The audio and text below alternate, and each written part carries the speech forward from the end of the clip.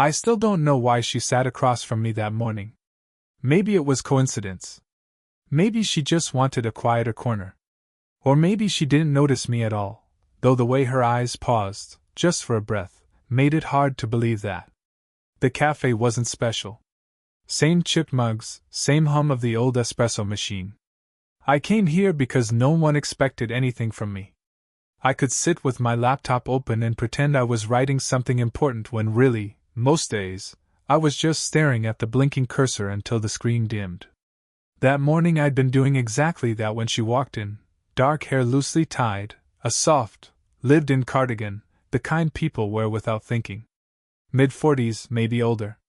She had the kind of presence that didn't ask for attention but somehow reorganized the air. "Is this seat taken?" she asked. Her voice wasn't soft, but it carried warmth, like she had already forgiven me for something I hadn't done yet. "No, yeah, it's free." I straightened my cup for no reason. She smiled politely, sat down, set her phone face down. A small detail, but it stuck with me. Most people kept their screens up, ready for escape. She didn't. I tried to go back to my laptop, pretending to type. Instead, I found myself noticing things: how she tucked a strand of hair behind her ear, how her fingers tapped the rim of the cup, how she kept glancing at the window like she was waiting for someone who might not come. We didn't talk. Not at first. Just a shared silence that didn't feel awkward, exactly, just slightly unfamiliar, like wearing someone else's sweater. I caught myself folding the paper napkin into smaller and smaller squares until it was just a tight little block in my palm. She noticed. "Nervous habit?" she asked, a soft smile forming. "Something like that." A short beat. She nodded, as if she knew about quiet habits, the ones you develop when no one's really looking. She took a slow sip of her coffee, eyes still on me. "You're here often?" I blinked. "You've seen me?" A tiny nod. "You always order the same thing. And you always forget the sugar, then go back for it." I felt my ears warm. Wow. I didn't know I was that predictable. "It's not predictable," she said, tilting her head. "It's consistent." Something in the way she said it made my stomach tighten, like she had reached into a part of me I didn't show people. I wasn't sure how to respond, so I just rubbed my thumb over the folded napkin and nodded. She looked down at her cup, fingers tracing the handle. A ring-shaped tan line on her finger caught my eye. Faint, but unmistakable. She noticed me noticing. Her hand froze for a moment. Then she gently curled it around the mug, hiding the mark without calling attention to it. We let the moment slip away without mentioning it. "Do you ever write anything?" she asked, gesturing toward my laptop. "Or do you just stare at the screen like that?" I laughed, a quiet, unprepared one. "Mostly staring." "I get that," she said, and something in her expression softened, like she understood stalled thoughts better than most. A message vibration buzzed on her phone. She glanced at it quickly, too quickly, then flipped the phone face down again. Her posture stiffened, just slightly. Then she stood. "I should go," she murmured. She hesitated before stepping away, hand resting on the back of the chair as if debating something she wouldn't say aloud. As she reached the door, she looked over her shoulder. "Oh, and next time," she said, "you don't have to pretend to be typing." Then she left.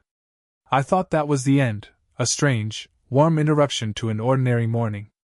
But 10 minutes later, when I finally moved the untouched coffee aside, I noticed something tucked beneath my cup. Her napkin. Her handwriting. A short, uneven line. "If you ever want company, don't hesitate." And then a number. I stared at it longer than I should have, thumb brushing the edge, feeling my heart do something it hadn't done in a long time, something careful, uncertain. I didn't text her. Not then.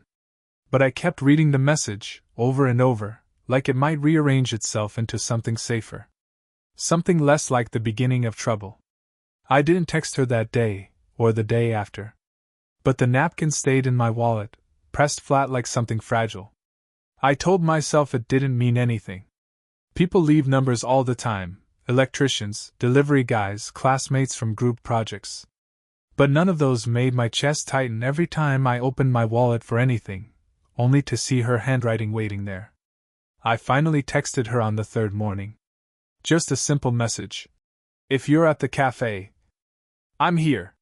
She replied 2 minutes later. Give me 10. My hands shook a little. I pretended it was the cold. When she walked in, she looked different, more careful, like she'd considered turning around at the door. Her hair was pulled into a neater bun, and she wore a quiet perfume, something like citrus on warm skin. She sat across from me without asking this time. You actually texted, she said, half smiling. Yeah. I wasn't sure if I should. You shouldn't have, she said lightly, but her eyes didn't match the words. I let a silence hang between us. It wasn't uncomfortable, just full of the things either of us was ready to sort yet.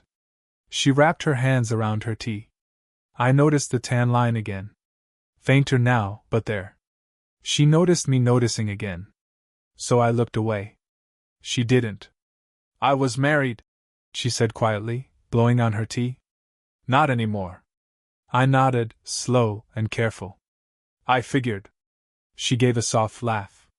It's strange, isn't it?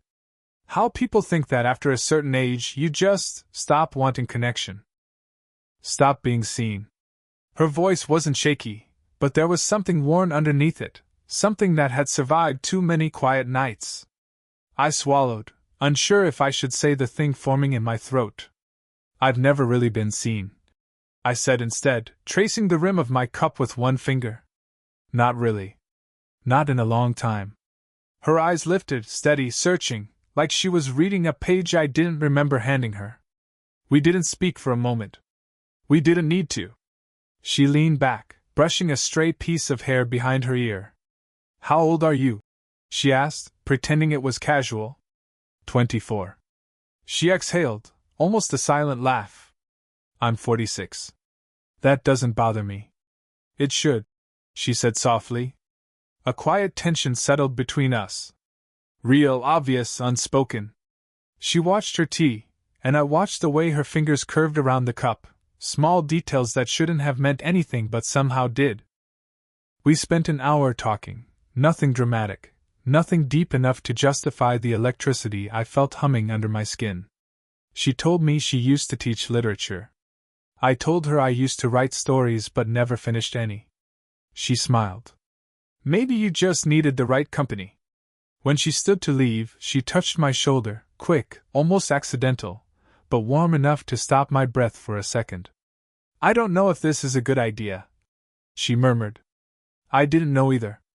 But when she walked out, my shoulder still felt the ghost of her hand, and something inside me shifted, small, inevitable. And later, lying awake, replaying the moment, I found myself thinking, we started meeting without planning to. A coincidence the first time. A pattern the next. Some evenings she'd be at the cafe already, a book open but unread. Other days I'd arrive first, pretending to work while checking the door every few minutes. We didn't sit together immediately. There was always a moment of hesitation, like we were giving each other a chance to walk away. Neither of us did. But something had shifted after she touched my shoulder.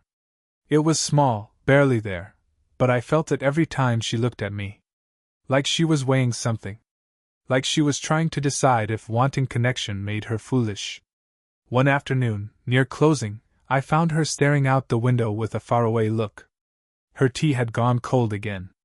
She didn't say hello when I sat down, she just offered a quiet tilt of her head. Long day? I asked. Long life, she said, then smirked as if to soften it. Sorry. That sounded heavier than I meant. I waited, giving her space to either explain or change the subject. Instead, she asked, Have you told anyone about us? Us? Her eyes flicked up, sharp, startled, regretting the word the second it left her mouth. I meant, not us. Just. She rubbed her forehead, embarrassed. You know what I mean? No, I said gently. I haven't told anyone. She nodded, relief slipping across her face before she hid it behind her cup. That was when someone cleared their throat beside our table. My friend Amir stood there, holding his drink, eyebrows lifting as he looked between us. He started to smile, the kind that meant he was about to tease, then paused. "Oh," he said slowly. I didn't know you were with someone." I opened my mouth, but she beat me to it. "We're not," she said quickly. "We just know each other from here." "Right," Amir said, giving me a look I couldn't read. "Well, see you later." He left, but the interruption lingered. She shifted in her seat, crossing her arms, then uncrossing them, then tapping her finger against her cup with tiny, uneven taps. "You okay?" I asked. "People jump to conclusions," she murmured. "Especially when they see someone like me sitting with someone like you." "You mean the age?" She shrugged but didn't answer. Her silence was answer enough. We sat without speaking for several minutes. The cafe emptied around us. The lights dimmed. Chairs stacked. Still, neither of us moved. "You don't have to worry," I said quietly. "About what people think." She gave a soft, humorless laugh. "You say that now. What does that mean?" "It means," she whispered, eyes fixed on her hands, "you don't know what you're stepping into." A pause. A breath. Something honest flickering in her expression. I reached out without thinking, my hand stopping just short of hers, close enough to feel warmth, not close enough to touch. She noticed. Her breath caught. For a second, for one suspended heartbeat, the world grew tight around us. If she moved her hand even an inch, our fingers would meet. But she pulled back, slow, controlled, as if retreating from something dangerous. "We should go," she said, voice barely steady. "Yeah," I whispered. We stood. For a moment, we stood too close. Her hand brushed mine, accidental, or maybe not, just enough to spark something undeniable. We both froze. Neither of us stepped forward. Neither of us stepped away. A half-confession hung between us, fragile and unfinished. Then she exhaled, breaking the spell. "Good night," she murmured, and left before I could answer. For a few days she didn't come to the cafe. No text. No explanation. I kept finding myself glancing at the door anyway, telling the barista I'd wait here a little longer, even when my cup was already empty. By the fourth day, I tried convincing myself it was nothing. She didn't owe me anything, she barely knew me. She walked in on the fifth day. Not with the calm, composed presence I'd grown used to. She looked unsettled. Like she'd left a conversation unfinished or walked away from something she couldn't bear to finish. She spotted me and hesitated, not the usual soft pause, but a hard, cautious one. Then she walked over. "Hey," she said. It was the first time her voice sounded unsure around me. "Hey," I echoed. We didn't sit at the cafe. She asked if we could walk instead. I agreed too quickly, but she didn't comment. Outside, the late afternoon light made long shadows on the pavement. She kept her hands tucked into her sleeves, shoulders slightly tense. I matched her pace without meaning to. "You've been away," I said finally. "I know." Silence. She didn't offer more. I wondered if I should drop it, pretend it didn't matter. But something in her posture, the way her head dipped forward, made it impossible to stay quiet. "Did I do something?" I asked. She let the question hang. Too long. "No," she said eventually. "Not you." Another long pause.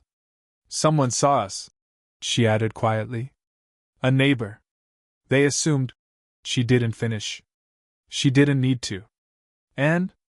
I said, trying to sound casual. "It bothered me," she admitted. "More than I wanted to." We reached a bench by the small park near the cafe. She sat.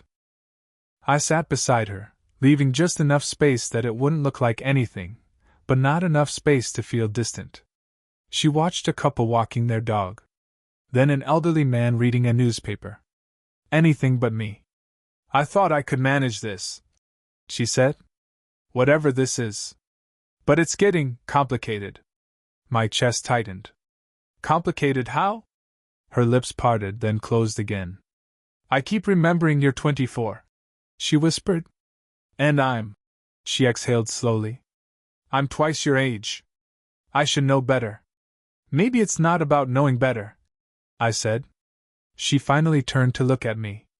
Her eyes softened, but not in a gentle way, more like she was tired of keeping everything tucked away. You don't understand, she said, her voice breaking just a fraction. With you, I feel.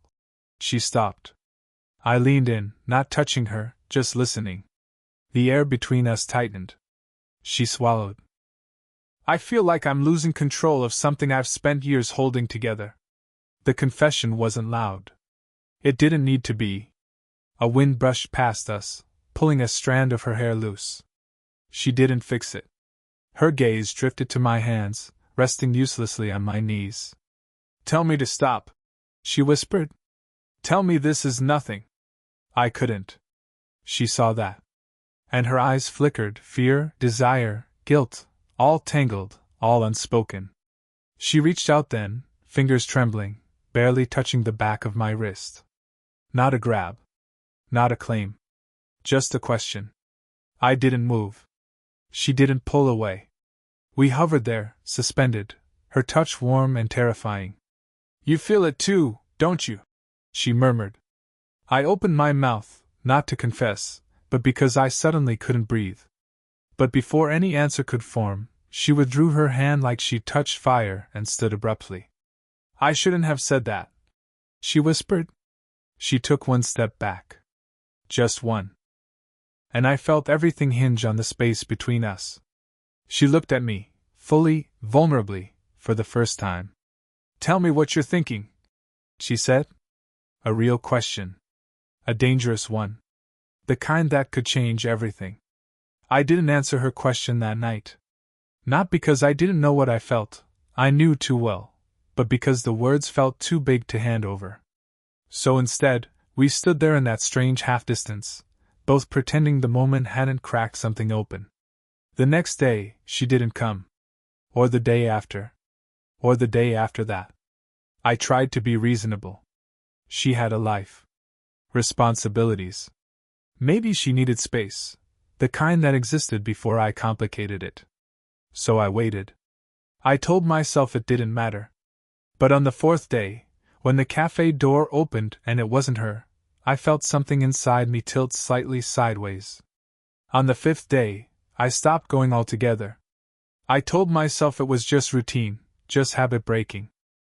But when I passed the cafe on my way to buy groceries and saw her sitting inside, alone, hair down, eyes tired, I didn't go in. I froze on the sidewalk like someone had hit pause on me. She looked up. She didn't see me. I walked away before she could. That night, I kept typing a message and deleting it. Are you okay? Deleted. Did I do something? Deleted. I miss talking to you. Deleted immediately. Everything sounded too much or not enough. On the seventh day, she finally texted. Can we talk? 3 words. No punctuation. But they hit harder than any confession. I said yes. We met in a small park halfway between her apartment and mine. She arrived early, sitting on a bench with her hands clasped in her lap like she was holding herself together. When I sat down, she didn't look at me. I should have explained, she said quietly. I waited. My ex-husband came by. A pause. Not because of me. Because of our daughter. I blinked. Daughter? She nodded. She's 19. College. She doesn't live with me anymore. I didn't know what to say, so I let her continue. Seeing him just pushed everything into a place I didn't expect. I realized how messy things still are. How easily people assume the worst. And I panicked. I didn't want to drag you into it. I opened my mouth. Nothing came out. She finally turned toward me, her eyes soft but guarded. You're young, she murmured. You still have room to make mistakes. I don't. That's not what this is, I said, but even I wasn't sure what this meant anymore. She let out a shaky breath. I know. But that doesn't stop me from being afraid of whatever we're doing. Her voice thinned at the edges, like she was speaking from a place she rarely visited. We sat in a long silence. A quiet that pressed against us, asking for decisions neither of us could make. She pulled her sleeves over her hands, rubbing them slowly. I clenched and unclenched my fists, wanting to reach for her but afraid of what it would ask of us. After a while, she stood. I think I need time, she said. Just a little. To sort myself out. To breathe. I nodded, though something inside me tightened. She took one step back, hesitant, conflicted, hopeful, guilty, all at once. I'm not walking away, she added softly. I just don't know how to walk toward you right now. She left before I could answer. I watched her go, wanting to call out, wanting to stop her, not doing either. When I got home, I typed a message. I'm here. Whenever you're ready. I stared at it for a long time. Then I didn't send it. Instead, I just sat there, phone warm in my hand, feeling something unfamiliar settle inside me. I didn't feel heartbroken. I felt paused. Like life forgot to finish the sentence. A week passed. Then another. I didn't try to find her. Not because I'd stopped caring, but because I'd started respecting the silence she asked for. Still, every night felt a little heavier, like the air forgot how to move the same way. Then one evening, near dusk, someone knocked on my door. Not a sharp knock. Not urgent. Just there. A quiet request. I opened it and found her standing in the hallway, hands tucked into the sleeves of a loose sweater, hair slightly damp from the misty rain outside. She looked tired. Not badly. Just real. Hi, she said. Hi. She stepped inside when I moved back, but only a little, barely past the doorway, like she wanted the option of leaving quickly if she needed it. I shouldn't be here, she said softly. But you are. She exhaled, a tiny, unsteady laugh. Yeah. I leaned against the counter, giving her space. She stayed by the door, fingers gripping the strap of her bag like it was anchoring her. I've been thinking, she said. The words came slow, uneven. About everything. About you. About what this is. I waited. She needed that. I'm afraid, she admitted. Not of you. Just of what it means to want someone again. At my age. After everything. She paused. I'm afraid of choosing wrong. Of hurting you. Of being judged. I don't know which fear belongs to which part of my life anymore. I get that, I said quietly. I'm afraid too. She looked up, surprised. Of what? That I'll say too much, I said. Or too little. That I'll scare you away. That I'll get it wrong. Her eyes softened, something gentle but worn at the edges. She stepped forward one small step. Then another. By the time she was close enough to touch, she stopped again, caught between retreating and reaching. You didn't do anything wrong, she said. I pulled away because I'm used to pulling away. It feels safer than choosing something that might actually matter. I swallowed. Do I matter? Her breath hitched. She looked down, then up, then down again. You do, she said finally. More than I want to admit. The room went quiet again, but not heavy. Just expectant. I can't promise anything neat, she whispered. I can't be simple for you. I'm not asking for simple. She closed her eyes briefly, like the sentence hit harder than it should have. When she opened them, something had shifted, small, but unmistakable. She reached out, slow, cautious, and touched the side of my arm. Her fingers barely pressed into the fabric of my shirt, but the contact landed deeper than anything else she'd given me. I'm choosing to be here, she said. That's all I can offer right now. I nodded. That's enough. Her shoulders dropped, the first real release I'd seen in weeks. She let her hand slide down my arm until our fingers brushed. Not fully intertwined. Just a connection. A soft, quiet human choice. She looked at me, searching for something, reassurance, maybe. Or understanding. Okay? She whispered. I squeezed her hand once, gentle. Okay. They didn't fix everything overnight. They didn't suddenly become perfect, healed versions of themselves. But slowly, quietly, they found a rhythm that felt like home. For weeks after that night on the doorstep, life moved in small, almost invisible shifts. He stopped disappearing. She stopped pulling away. It wasn't a dramatic reunion, just less distance. One message answered a little faster. One door opened a little sooner. One morning, he showed up at 8:47 a.m. again, the exact time he used to, months ago, and she didn't tease him for it.